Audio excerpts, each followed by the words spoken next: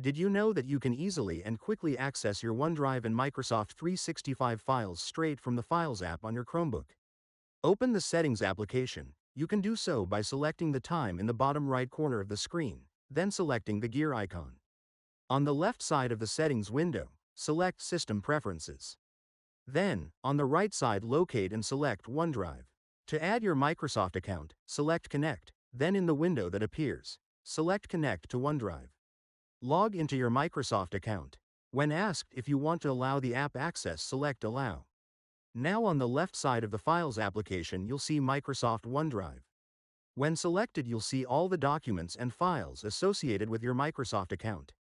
When you open a file, you may be asked to choose an app to open the file in. Since these files are associated and stored with your Microsoft account, we recommend that you open the files with the Microsoft 365 application. When asked to set up Microsoft 365, select Get Started and install the Microsoft 365 Copilot application.